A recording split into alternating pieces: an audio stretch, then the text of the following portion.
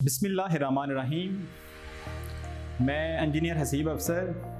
आज का मेरा एक टॉपिक एक जनरल मोटिवेशन पे है कि अमूमन हमारे सराउंडिंग में आजकल एक ट्रेंड चल चुका है कि फ़लाँ बंदे को पता नहीं कितना कॉम्पिटेंट है, पता नहीं कितने उसके अंदर स्किल्स हैं, पता नहीं कितनी उसके अंदर एजुकेशंस हैं कि जिसकी वजह से वो अर्न कर रहा है। डेफिनेटली उसके अंदर इतनी स्किल्स होंगी, अर्न कर रहा है, लेकिन कुछ चीज़ें जो होती हैं बेसिक, आपके घर में कोई ऐसा बच्चा होता है, ऐसा शख्स होता है जिसकी वजह से वो चीज़ें आपको मिल रही होती हैं। मैं आपको आज एक वाक़या सुनाता हूँ।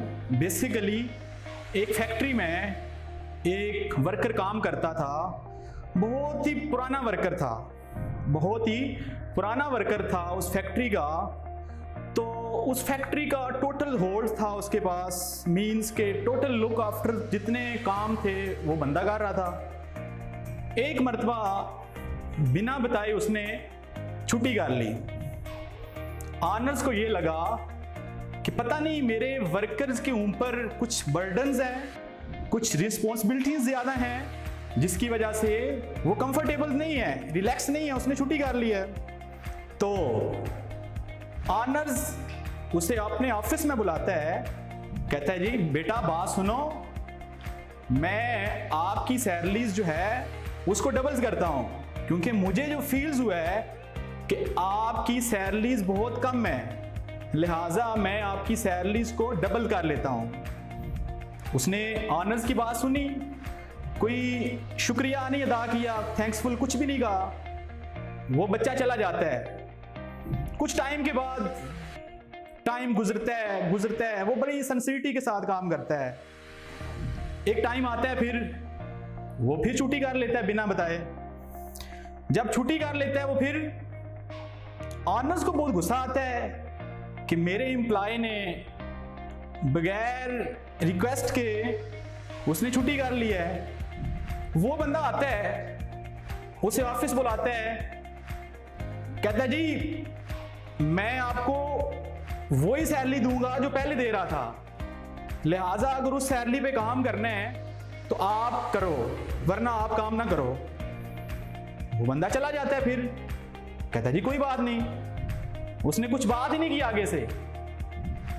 फिर कुछ टाइम गुजरता है, ऑनर्स को बहुत फील होता है कि मेरे एम्प्लॉय का जो इंप्रेशन है वो बड़ा अजीब सा था। जब सैलरी बढ़ाई तब शुक्रिया अदा नहीं किया, जब पहले वाली सैलरी पे लेके आया तब भी उसने कुछ नहीं बोला।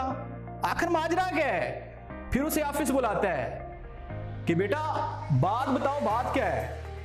उसने कहा सर मैं, आपने अगर पूछ लिया तो मैं बता देता हूं कि जब आपने सैलरी मेरी बढ़ाई थी, जब मेरी सैलरी आपने एक्सटेंड की थी, तो उस दिन मेरे घर में बेटा पैदा हुआ था। तो मैंने ये सोचा कि मेरे बेटे का जो रिस्क था वो मुझे मिल गया है। मैंने अल्लाह से दुआ की कि अल्लाह जो मेरे बेटे के नसीब था वो मिल गया मुझे, मैंने इसलिए शुक्रिया अदा नहीं किया। कहता है जी दूसरी बार आपने जब छुट्टी की क्या सीन था उस टाइम? तो वो कहता है जी अब मैंने दूसरी बार छुट्टी की थी तो मेरी वालदा का इंतकाल हो गया था, तो मैंने सोचा कि जो मेरे वालदा का नसीब था वो रब ने छीन लिया मुझसे। तो आपने कहा कि पहले वाली सैलरी पे अगर काम करना है तो करो, तो डेफिनेटली मेरे पास कोई जवाब नहीं था, मैं तो पहली वाली सैलरी पे ही एग्री हो गया। तो यकीनन मैं कहता हूं कि रिज़्क का जो ताल्लुक है वो स्ट्रगल के साथ जरूर है, मेहनत के साथ जरूर है, आपके अंदर स्किल के साथ जरूर है, लेकिन लकीली कुछ पेरेंट्स की दुआएं होती हैं, कुछ घर में लकीली कोई ऐसा बच्चा होता है जिसके नसीब का आपको मिल रहा होता है। और यही रियलिटी है बेसिक हमारे मुआशरे की। आज हम लोग ये कहते हैं बड़ों में बैठ के, पंचायत में बैठ के, महफिल्स में बैठ के कि अल्लाह का दिया हुआ बहुत कुछ है, ज़रूर कहना चाहिए, लेकिन उस बात से डर के कहना चाहिए कि पता नहीं किसके नसीब का, किसके घर के कोई एक ऐसे फर्द का, किसी ऐसे यतीम की दुआओं का वो मिल रहा होता है। अल्लाह ताला हम सब के लिए आसानियाँ फरमाए। Thank you. अल्लाह हाफिज़।